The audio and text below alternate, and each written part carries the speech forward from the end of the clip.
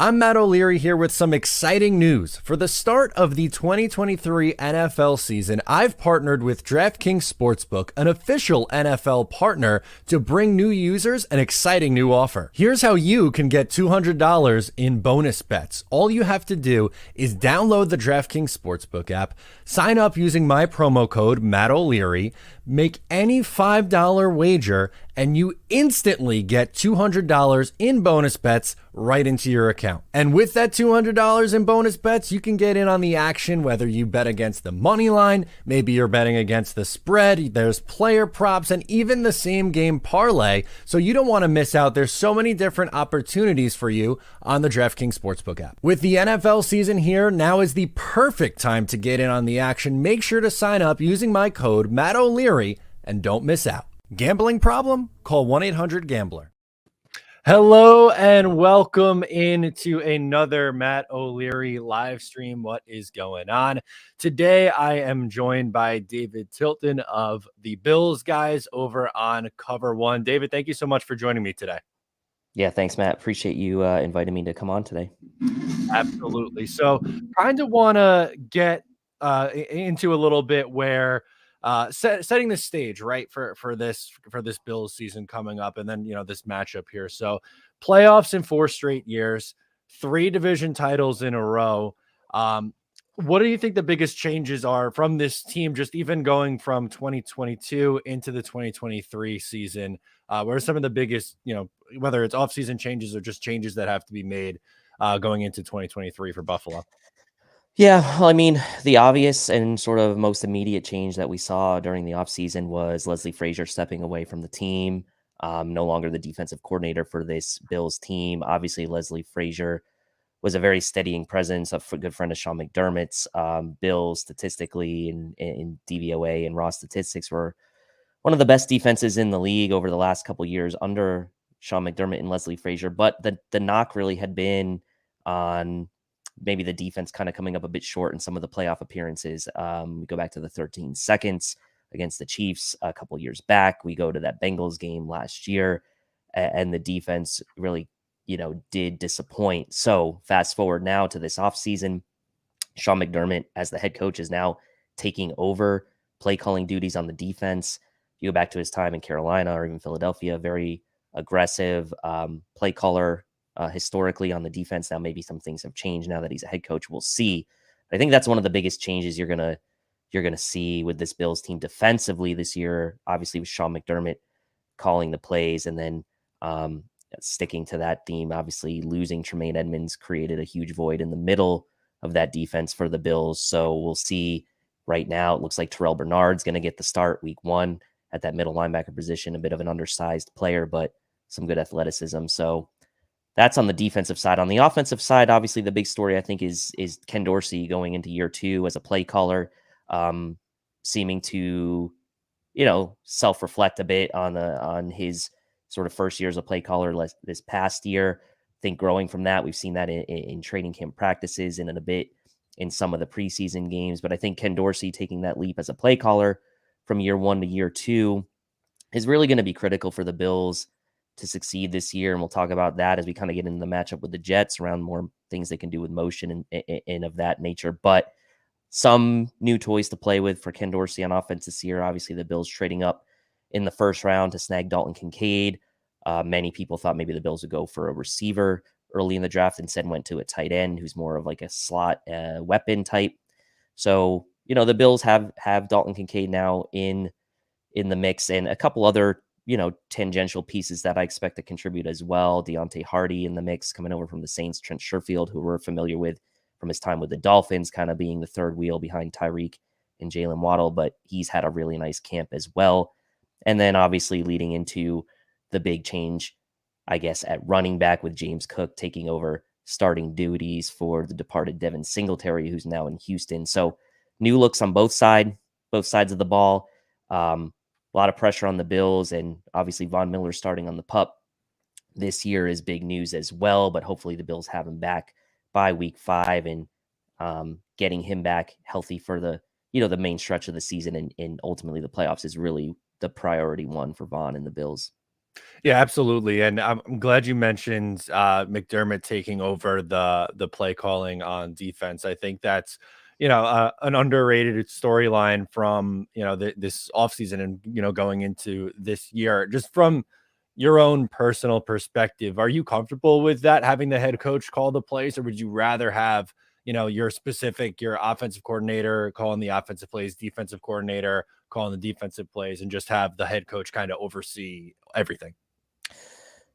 My opinion probably would have been I would have rather had the defensive coordinator doing that early, maybe in Sean McDermott's tenure, right? Maybe a little bit, getting used to being a head coach. Had never been a head coach before he came to the Bills. I think that might have been a lot for him to take on early on. But I think now that he's got such a good pulse on this team, and he's been in the building now for 4 or 5 plus years, it's time for him to really make his mark, I think, on the defensive side of the ball. And so while it is a lot to ask of him, I don't think that with his background, obviously he knows the defense inside and out. I don't think it's going to be a huge extra burden on him now that he's this far into his tenure as a head coach. So I think more people are probably excited about it than not, just given the potential and the possibilities of maybe seeing a little bit more aggressiveness, some more exotic looks from the defense, who had been traditionally very like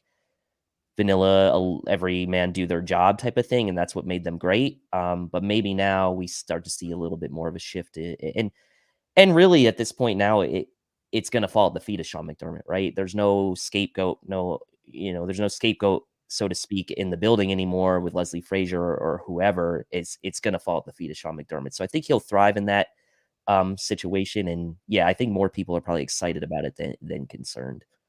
Absolutely. And on the offensive side of the ball, you mentioned adding Dalton Kincaid. I was curious your perspective on how Kincaid and Dawson Knox are going to split time at the tight end position. Has one gotten more reps in training camp? You think they're going to run a lot of two tight end sets? What's the, I guess, plan with those two? Yeah, I think when you go into the draft and you sort of earmark the Bills as maybe taking a receiver and then they go a different way, you kind of have to go back and figure out, well, maybe what is their plan and why did they do that, right? Obviously, Dawson Knox got the big contract extension last year. Now you had Dalton Kincaid in the mix. And I think the way the Bills looked at this is like, we're going to try to take the best offensive player we can at that pick, knowing that we brought in Deontay Hardy, Trent Sherfield, we had Gabe Davis and Stephon Diggs. The Bills maybe felt, hey, we can do a little bit more with two tight ends on the field this year. We can use both Dalton Kincaid and Dawson Knox at the same time. Dawson Knox, a bit of a better blocker than Dalton Kincaid, but you can still put them both on the field at the same time using some 12 personnel. It also will help with the protections for Josh Allen as well, to have them both on the field at the same time.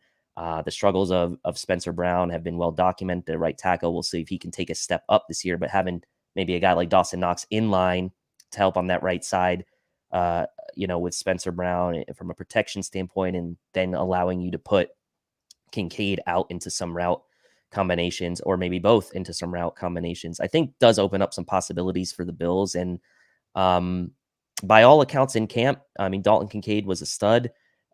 Maybe Dawson Knox didn't get talked about as much, but I don't think people should forget about Dawson Knox. I think he's still going to be very heavily involved in the offense. And I think rookies as tight ends, as rookies, obviously historically haven't, translated as quickly into the NFL. It's very well statistically documented that it's a tough position to come in and really set a ton of huge marks as a rookie. But I do think the Bills will use him in impactful situations, Dalton Kincaid, that is, and in the red zone. So while maybe his, targets and catches aren't going to necessarily blow people out of the water, I think they'll be impactful, and I think you'll see him used in a lot of important situations. Yeah, and that's, I feel like, a perfect segue into this game here, because from a Jets perspective, the thing that worries me a lot about this Buffalo Bills offense, and yeah, Stephon Diggs is a great receiver, and Gabe Davis, they have weapons at the wide receiver spot, but the Jets cornerback room is one of the better cornerback rooms in the NFL. So that's not really my biggest area of concern. To me, the tight ends, I think they could do a lot of damage over the middle of the field against the linebackers and safety. So Do you anticipate them being heavily used in this matchup here with the two tight end set? To me, that seems kind of like the obvious rebuttal to Sauce Gardner, DJ Reed, and Michael Carter the second. Yeah, I think that's what the Bills need to do. The Jets are a really good team, one of the highest pressure rates in getting home with just a 4-man rush than any team. And obviously, we know they have the really good corners on the back end. The middle of the fields where you expect the Bills can maybe do some damage. I think the Bills need to set that up with a lot of pre-snap motion. To be honest, I think the Jets, when teams don't motion against them, are one of the best statistical defenses in 2022. Versus when teams do motion against them pre-snap, they've actually statistically been one of the worst. So I think the Bills pre-snap motion, leveraging the middle of the field with Knox and Kincaid. I also think Deontay Hardy could play a role in that as well over, in the short areas, short middle of the field. But the linebackers are really where you need to attack the Jets. In my opinion, they do have good linebackers. I'm not trying to take that away from them. We know Mosley, when he's on, he's one of the best. But from a coverage standpoint, I think that's where the Jets linebackers maybe lack a little bit. And so we know the Jets are very strong up front. We know they're good on the back end. Attacking in the middle of the field now, especially with Kincaid in the mix and Knox there already, it just seems logical for the Bills to kind of approach the game plan, maybe starting with that as a priority. And we'll see. Last year, Ken Dorsey really struggled in the first half of the season, giving Josh, I'll call it layups to Dawson Knox, right? And getting Dawson Knox involved early in games and kind of setting up like easy catches, even for minimal yards with Dawson Knox. And he kind of learned and improved on that over the course of the second half of the season. So I think that's something he needs to take into week one. And especially now with adding Kincaid, there's going to be a lot of focus on Kincaid from Bills media, Bills fans, reporters, that how much is he going to be used, given that they did trade up in the first round to get him. So I agree. I think that's where the Bills need to go as priority one. Yeah, and also what I found interesting from especially the two matchups last year for, looking at Josh Allen, he had a lot of success running the ball. It was over 80 yards and 2 touchdowns in the game at MetLife. And then he had a rushing touchdown. I believe it was like 47 rushing yards in the second game. But I thought he struggled a little bit as a passer in both of those. You had the 2 interception game the first time out, and then he was under 150 yards the second time out. Do you expect that to continue in a sense, in that they're going to rely heavily on his legs in this game, or do you think he's back to throwing around the yard like we've seen him do in the past?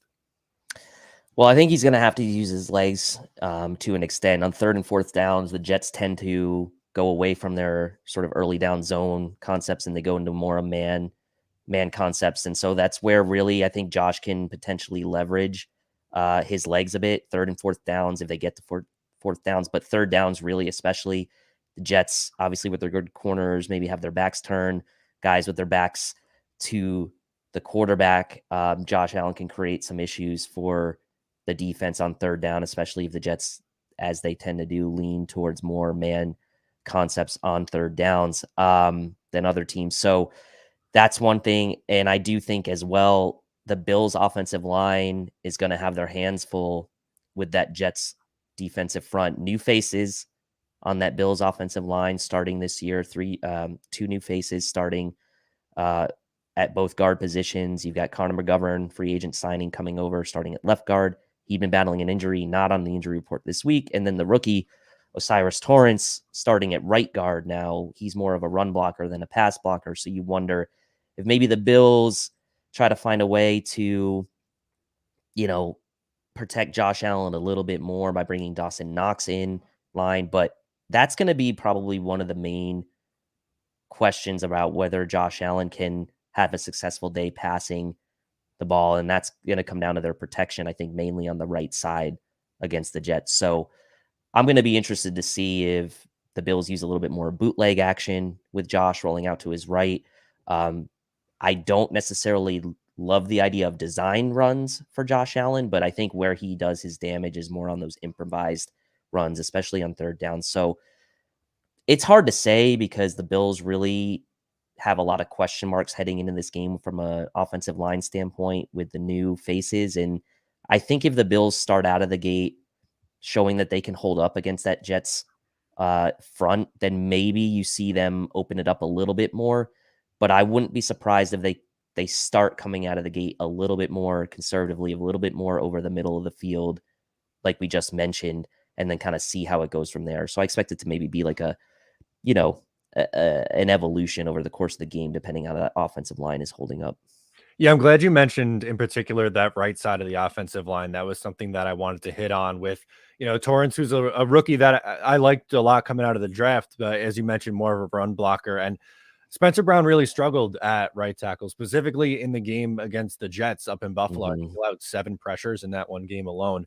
Just from a Jets perspective, that seems like that would be advantage Jets on that defensive line on that right side. So I know that's definitely something that I'm looking for in this game. And again, from a Jets perspective, that's where I would think that they could potentially take advantage of on that right side of the line. Yeah, and I think the Bills, if they want to try to neutralize that, right, they maybe could run to the right side a bit. Obviously, we just mentioned Torrance as a rookie. For him, from a confidence standpoint, maybe the best thing for him is to try to start out of the gates with what his strength is, and that's running the ball. So maybe the Bills counteract that a bit by surprising some people and try to start the game off, or at least early in the game, maybe running towards that right side of the offensive line. I mean, Spencer Brown, when he can get going from a confidence standpoint as well, he's a pretty tenacious run blocker as well, and is obviously athletic enough to kind of move around and run block as well, as one of the highest RAS grades in his class at that position. So, it would be a little bit contrarian, but I think it's something the Bills could maybe consider if they want to maybe neutralize a little bit of that pass rush and that strength on the Jets line on that side. Maybe run at that side of the Jets line, and not saying that they're going to have a ton of success, but maybe it gets those guys, Torrance and Brown, a little bit into the game, gives them a little confidence, and then maybe over the course of the game they can, they can hold up okay. I'm not going to say they're gonna do great, because it's not a great matchup for them. But anything the Bills can do, a little bit of a game within the game there, I think could be interesting. And I definitely think this is a situation where what you see at the beginning of the game may not be what you see as you go through the game. I could see a situation where they're trying to feel each other out first quarter and a half, and then things change up. So I guess one of the things I'm most interested in seeing is how the Bills start the game from an offensive perspective. What's their approach? Absolutely. For those watching live, we are talking to David Tilton of Cover One. You could drop your questions in the chat. We'll answer those towards the end of the show. Something else that you just really mentioned right there, the rushing attack. In years gone by, it feels like Josh Allen's been their best weapon as a runner. Do you envision them getting more usage out of the running backs with Cook going into year 2 now? I mean, I think that's the intent, right? I think that the Bills don't want to, and McDermott said as much, like they don't want to take away what makes Josh Allen so special, right? Which is, he is that dual threat quarterback, but in reality, where he's taken the most hits and the most punishing hits as a runner have been on design runs, sweep actions with as a quarterback, up the middle runs with him, design runs. I think that having James Cook there ready to kind of take the reins. They brought in Damian Harris as well from New England, a very good runner in his own right. And they also have Latavius Murray on the roster, who's still been quite efficient even at his age. I do think the Bills want to be more smart with how Josh Allen runs and when he runs. But at the end of the day, he's the one on the field, and he's going to make the decision on kind of what he feels is best. And I think that's fine if it's in a situation where it's a bit improvised. I think what I envision is them maybe having less designed runs for him to kind of ease the load on some of the hits he's taking, because that's really where he's taken the most hits over the last couple of years. For the Bills on the defensive side of the ball, no Von Miller, as you mentioned, first 4 weeks out. What do you envision the Bills pass rush looking like? I know they still have guys, Ed Oliver, Gregory Rousseau coming on, but it seemed like last year the Bills pass rush looked different when Von Miller was in versus when he wasn't in there. What's your expectation for that going into this game? Yeah, huge talking point from Bills media, Bills content creators over the offseason was like, what happened to that defensive front when Vaughn got injured last year? It was a domino effect, and things really went stagnant from a pass rush standpoint after he was out. So what did the Bills do this year? They go out and they sign Leonard Floyd late in free agency, a guy who previously played with Von Miller on the Rams, a really good pass rusher in his own right. Greg Rousseau taking another step this year is the expectation. And honestly, AJ Epinesa has had a really good camp and offseason as well. So going into his last year of his rookie contract, maybe a little bit of juice behind his play this year as well. I think the combination of Epinesa, Rousseau, and Floyd, the Bills are hoping will hold down the fort from a pass rush perspective until Vaughn gets back. I think Floyd, to me, is probably one of the more under the radar free agent signings from this past cycle, especially because it didn't come right away in wave one of free agency. It came kind of later, but a guy that can really make his name in rushing the passer. And that's really what the expectation should be of Floyd. Um, Obviously, the Bills traded Boogie Basham to the Giants just a couple weeks ago, so they left themselves a little bit thin at edge. But I think they felt with Kingsley Jonathan having a strong camp and making the team as well, he's a bit more of a pass rushing threat than he is sort of an edge setter, and they still have Shaq Lawson to set the edge against the run as well.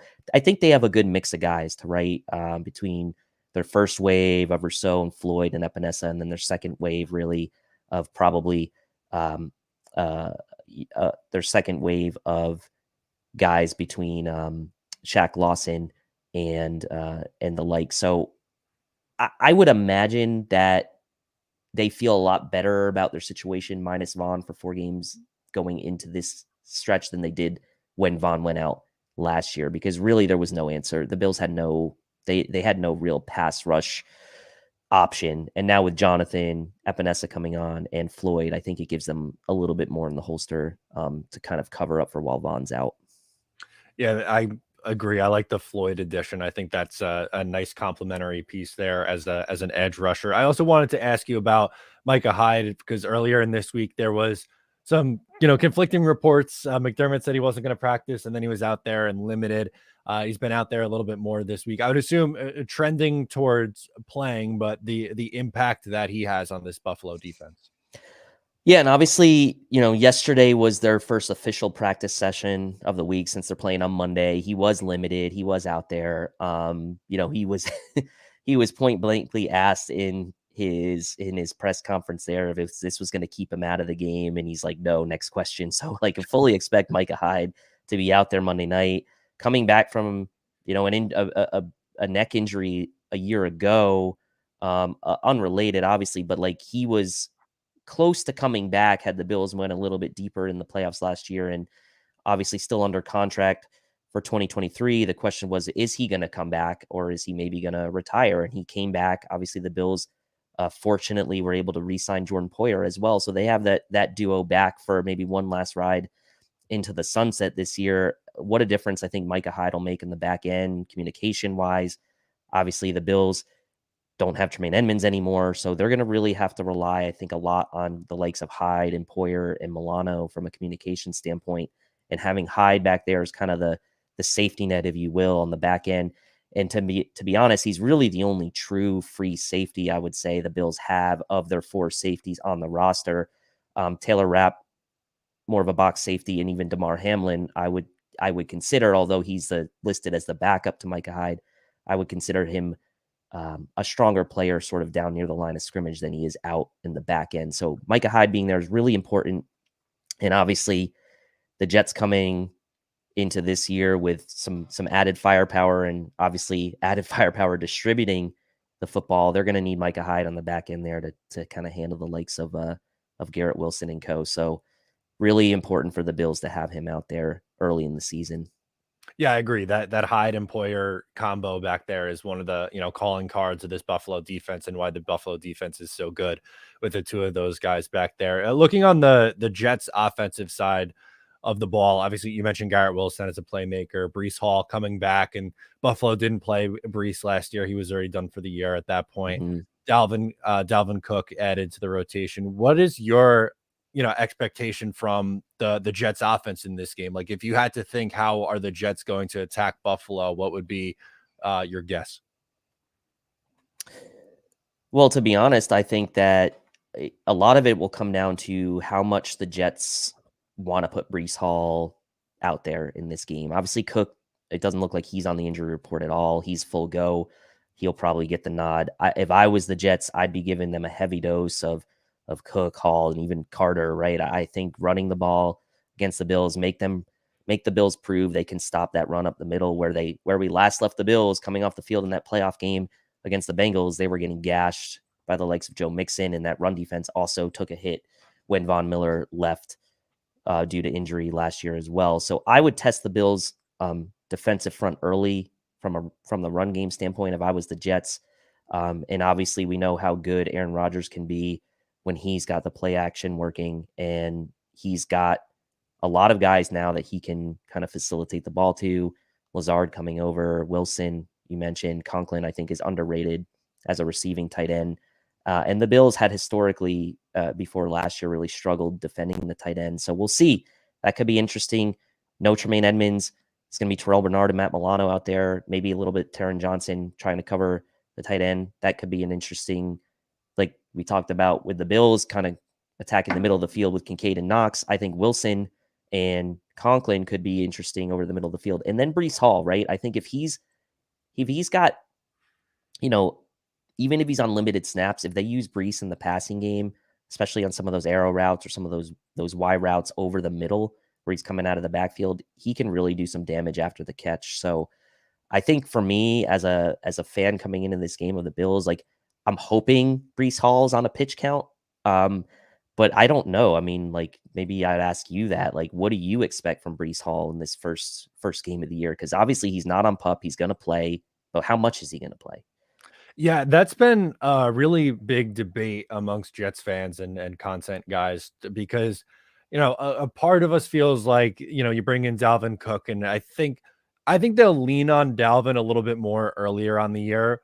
But Brees is also a guy where he's so explosive. He can get, one run and break it 50 yards. So I absolutely understand them wanting to get him more involved. And he didn't play in any of the preseason games, but once he was cleared to practice in training camp, that explosiveness was right there that we saw last year. So my expectation is I think they slightly lean with Dalvin Cook for the first few weeks of the year and kind of ease it back in and get to Brees where it's a 50-50 split. And then post bye week, I think that's probably when we see Brees Hall become more of that feature back. But I'm great. So we have a comment in here from Jimmy Jets is saying, run it to the right side. That would be my plan, running behind Mekhi Becton and Elijah Vera Tucker on that right side of the offensive line. I think both of these teams, both the Jets and the Bills, are going to run the ball more than I think the national, people who don't really follow these teams day in and day out think. Like, to me, I think this plays into a lower scoring defensive battle. I don't necessarily see this one, with Rodgers and Allen dropping back 50 times, throwing for 400 yards. I just don't. I don't think it's going to play out that way. Yeah, and I mean, if you even just look statistically at the primetime games from 2022, a lot more of those were under their totals than probably people anticipated. So these primetime games, for whatever reason, have been trending towards unders, and we saw it again last night with the Chiefs Lions going under the 53. So I agree with you. I wouldn't be surprised on that front now. I mean, it's only 45.5 for this game, but I could still see it being like a 23-20, 23-17 type of outcome. I expect it to be a close game. Absolutely. So what we'll do keys to victory now for both sides. Buffalo, biggest keys to victory. What are they? Biggest keys to victory for Buffalo, I think, are converting third downs and protecting Josh Allen. I think if the Bills can keep Josh Allen upright, give him a chance to, make plays and not be, not get frustrated and not have to come off the field, I think is going to be big for the Bills. I think if the Bills can convert third downs on offense, that's going to be a huge factor for them. And then vice versa, like get Aaron Rodgers and co off the field on third downs. The Bills defense This isn't the Jets of last year, right? I mean, this is, and even though the Jets did win that game with Zach Wilson, like the Bills are dealing with a different animal now this year, and Aaron Rodgers, one of the best third down passers ever, right, in the history of the NFL as far as conversion rate. So don't give the Jets, easy first downs. Make them earn it. Make them drive down the field 12, 15 plays. Don't give them any easy outs. So for me, it's going to be third down conversions on both sides of the ball. Bills converting on offense and stopping the Jets from converting on defense. Yeah, for me, I mean, kind of similar in a sense. I think the Jets are going to really look to run the ball and keep away a little bit from Josh Allen. Last year in the game that the Jets won at home, they ran the ball 34 times. I don't know if it's going to be that high. I would say, with Aaron Rodgers versus Zach Wilson, probably not going to run it that much, but I think the game plan is still kind of the same: run the ball, have the play action, set up the passing attack. I would also anticipate the tight ends to be used more this year, just Mm. with Nathaniel Hackett in general utilizes the tight end significantly more than what Mike LaFleur was doing the last couple of years. So I would definitely look for that in the red zone. And on the defensive side of the ball, I think containing Josh with his legs is the biggest thing. It hurt them Mhm. last year. He had he had 3 touchdowns in the 2 games. In that first game, the one the Jets won at MetLife, Allen still ran wild on him, 80 plus yards, 2 touchdowns. So for me, that's what I'm looking for from a Jets perspective, trying to contain him with his legs. Easier said than done, obviously, but I think that's definitely something to keep note on there. Yeah, and I think like CJ Uzama, right, kind of under the radar a bit, like didn't really necessarily make his mark last year. I believe he was injured for a lot of the year. You can correct me on that, but I believe he was out for a lot of the year last year with injury. But him and Conklin are a nice pair. Like that's a maybe even like a better pair than Rodgers has had like in his time with the Packers, right? He's had guys like Tunyon and Jared Cook at time. Like, but Conklin and Uzama a bit underrated. I would agree with you on that. The Bills need to watch out for those guys. Yeah, and even I mean, more under the radar than that, they took Jeremy Rucker in the 3rd round of last year's draft. Had a really nice training camp, and I think they're going to run a lot of 2 tight end sets. So I wouldn't be surprised to see Ruckert out there getting in the mix as well. But yeah, I agree with you. I think again, they didn't really utilize tight ends that well last year, and Uzama was a little banged up early on in the year. So I think we'll see much more of that this year, especially in the red zone. Doug is in the chat. He asked over under 75 rushing yards for the Bills. I'm taking the over there. I think it's over just because of Josh Allen. I mean, I don't think the running backs are gonna have 75. Like, I don't think James Cook and Damian Harris are gonna combine for 75.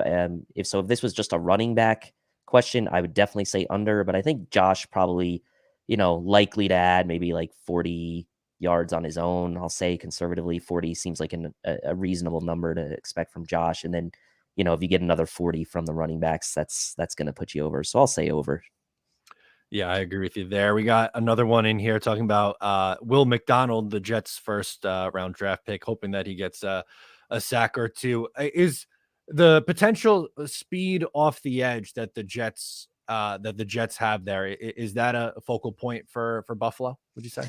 Has to be. I was a big Will McDonald fan in the pre-draft process. He was a little bit of a polarizing prospect. A lot of people, you saw a lot of wide-ranging opinion on him. People thinking he's a first rounder, people thinking he's a third rounder. I had him very firmly in as like a late first, early second rounder. And I thought the Jets, to get him, they had to get him where they did, or they weren't going to get him. I thought it was a really nice pick by them. He's played out of position, in my opinion, at Iowa State in that sort of 3-man front.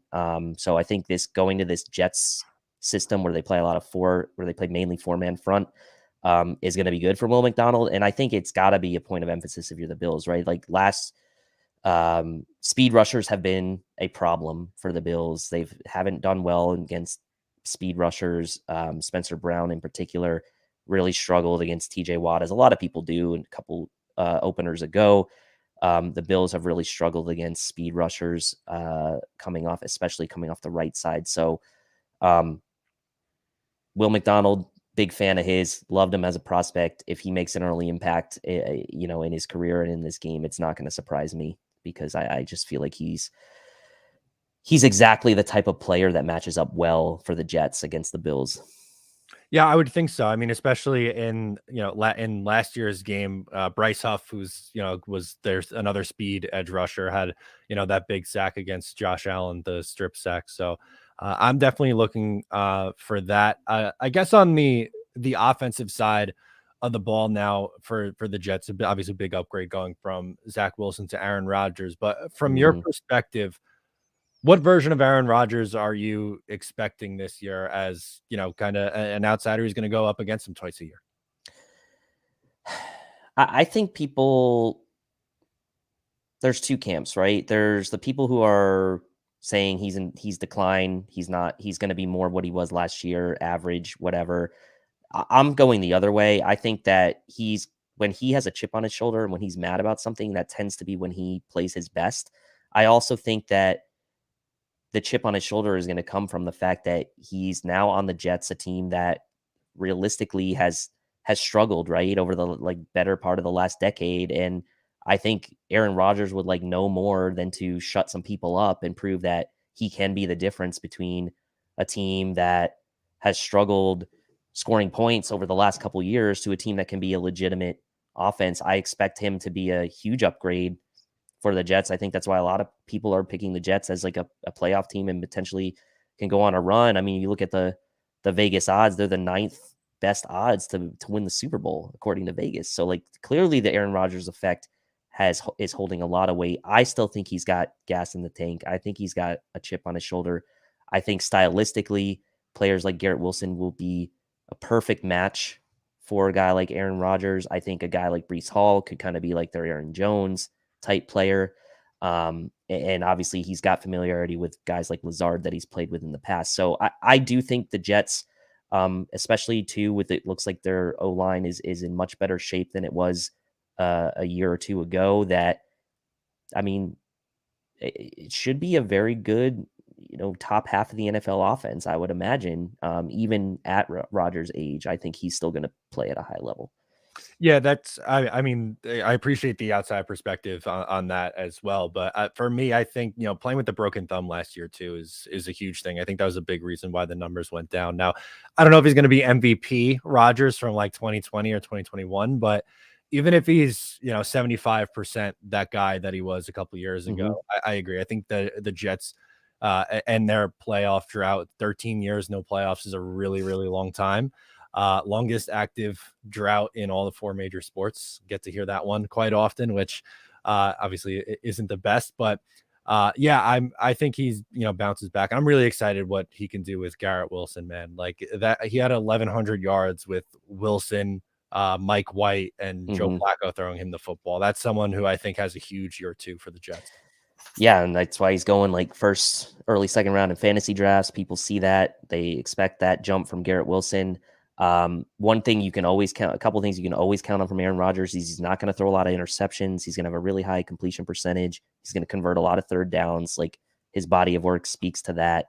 Yeah, I expect it to be a good year for the Jets. Now, they certainly have a roster caliber of being a playoff team. The AFC is an absolute gauntlet compared to the NFC, and that's the only thing that doesn't matter if you're Jets, Bills, Dolphins. Like the AFC is just an absolute nightmare when you compare it to the NFC. So there's a very good chance the Jets have and maybe even the Bills have really good seasons. They have very tough schedules. That I'm not necessarily going to as an outsider, I'm not necessarily going to judge the Jets purely on whether they make the playoffs or not because the AFC is so tough. But I mean, you look at they start, Bills at Dallas, Patriots, Chiefs, Denver, Philadelphia before their bye. I mean, it's a pretty tough stretch to start the season for the Jets. So good early test for Rodgers and co. And yeah, they'll be put to the test pretty early on in the season. Absolutely. So, all right, let's close out with score predictions and final thoughts on this game. What do you got?